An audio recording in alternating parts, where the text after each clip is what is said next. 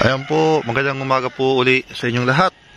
Ito po yung ating ilalabas po na weather update po ngayon.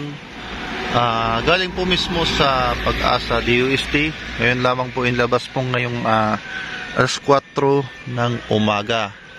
Ito po yung si international name na si Mai or local name na si Pipito. So, andito na tayo sa lungsod ng Naga, Camarines Sur. Opo, kahapon ay galing tayo ng Diet Camarines Norte. So, nakita natin at medyo may kunting hangin na tayong nararamdaman at hindi pa man po kalakasan. At ramdam ko po yung medyo may hangin ng kunti. So, ito po yung inilabas po ng Pag-asa DOST na ito ay naging po ng ganap na po na super typhoon. Opo, super typhoon na po ito. Binabantaan sa Southern Luzon at Eastern Visayas ang malapit na kategory. Tapos ano po ang lokasyon ng center nito ngayong alas 4 ng umaga ay ang estimated base Saul na available ng data including galing sa Guayan Weather Surveillance Radar at nasa 220 km east-northeast Burungan City. At maingay po, pasensya na po maingay po yung po dito sa amin. Dito tayo sa tabi ng kalsada. Okay po ulitin po natin sa galing po sa Guayan Weather Surveillance Radar at nasa 220 km east-northeast of Burungan City, Eastern Samar, or nasa 305 km east of Katarman, Northern Samar. Okay po, at meron po itong dala-dala itong bagyong ito na merong sustained winds or lakas ng hangin na nag-aabot po ng 175 km per hour. Malapit nito sa Center Gastenes na up to 215 km per hour at central pressure nito ay nasa 940 HPA.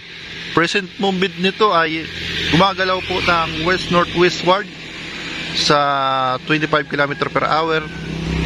Ang extent ng tropical cyclone winds, ang lakas nito ng typhoon ay may puwersang mag-i-extend outwards up to 400 km from the center, sa gitna.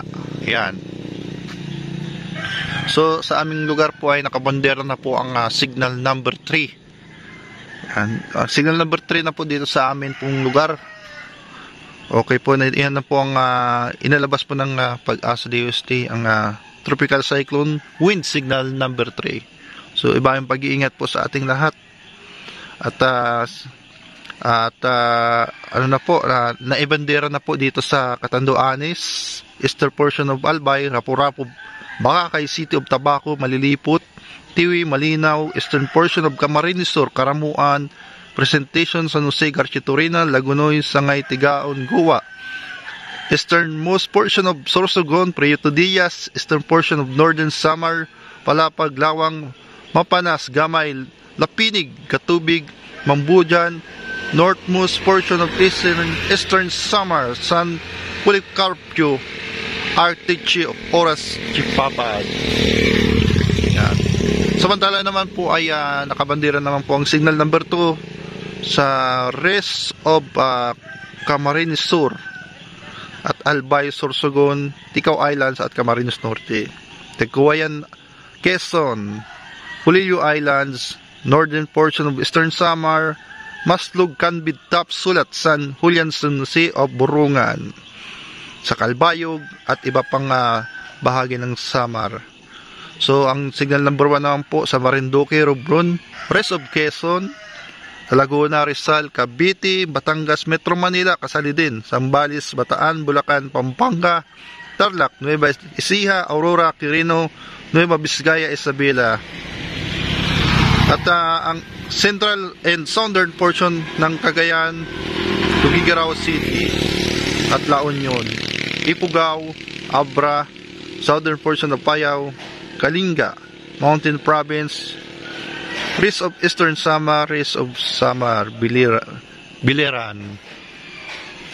So iba yung pong pag-iingat po sa ating lahat. At isa na pong ganap po na super typhoon po dito sa aming lugar dito po sa Kabikulan. So mga may malapit po sa nakatira po sa mga creek. Yan, yung mga creek po, yung mga nakatira sa malapit sa ilog ay ngayon pa lang po mag-evacuate na po kayo. Ito pong bagyong ito napakalakas po.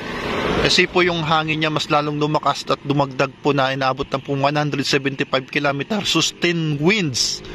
Opo, kaya na pong bumuwal na po ng mga puno at tumutuklap-tuklap ng mga bubong.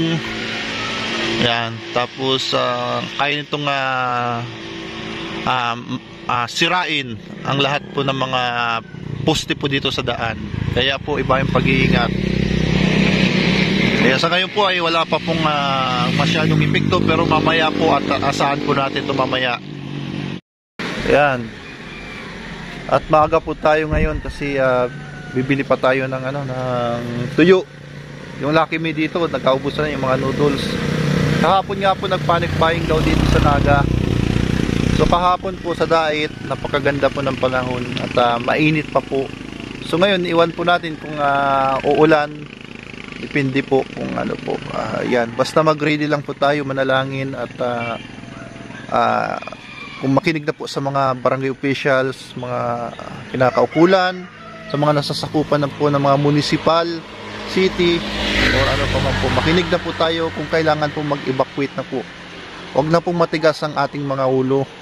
Kasi para wala pong mapahamak po sa atin, kasi ito pong bagyong ito is mas lalong lumakas.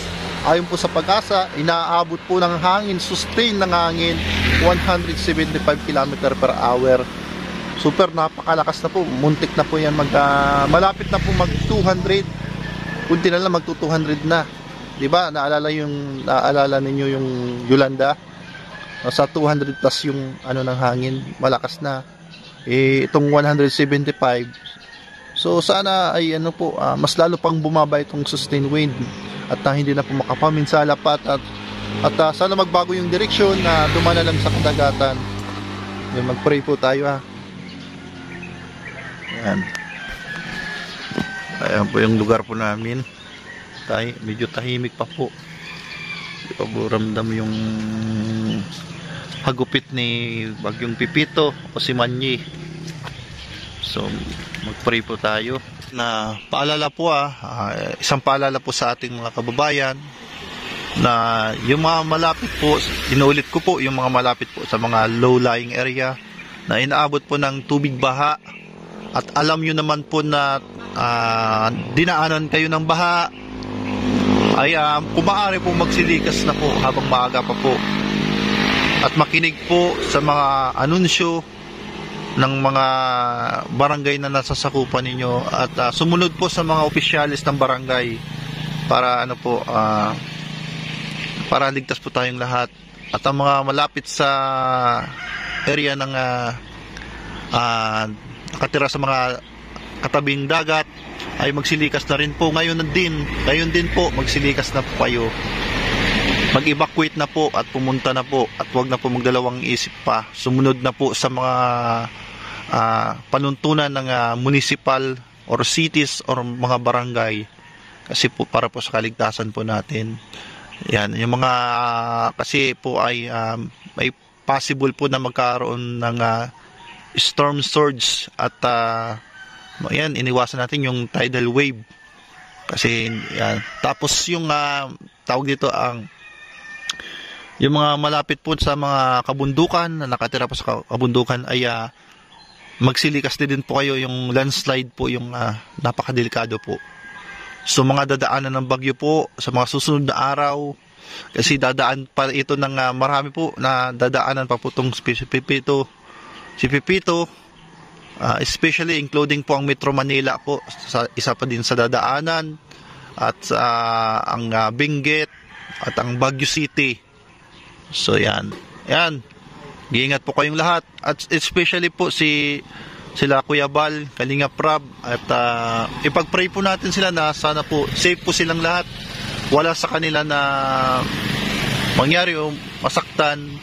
Ipanalangin po natin sila na maging safe po sila, at proteksyonan po ng anghel, ng mga anghel, pati na rin po ang buong Kabikulan at buong tatamaan ng bagyong Pipito. So kung yan, paulit-ulit pa natin pinaparimind, kung kayo po ay may mga sugat, ay wag na po kayong maglusong sa baha, kasi po yung leptospirosis ay marami pong puno ng bakterya na galing po sa ihi ng daga. At kung nakaramdam kayo ng sintomas ng trangkaso, ay wag ipagsawalang bahala, kasi po napakadelikado po ng leptospirosis. Ayan po at magkonsulta po sa doktor. Yan, napaka-importante po yan. At i-ready na po yung mag-imbak na po ng mga pagkain, gaya po ng dilata, bigas, biskwit, at mga emergency light, ang kandila, lighter, at recharging na flashlight. Yung mga flashlight. At i-charge na po yung mga cellphone ninyo. Kailangan nyo na pong i-full charge, yung mga dapat i-full charge. At makinig po sa anunsyo ng mga radyo at sa anunsyo po ng Pag-asa DOST sa Facebook page po nila, at nag-update po sila ng weather update. Ito pong isinabi po natin ay ayon po sa Pag-asa DOST, at ating lang pong isinishare, at para maging din po tayo, aware po tayo sa nangyayari po dito. So ingat po tayong lahat, at mag-update pa po tayo sa ating mga susunod po na mga ina-upload. Maraming salamat po. Ingat po kayong lahat. God bless.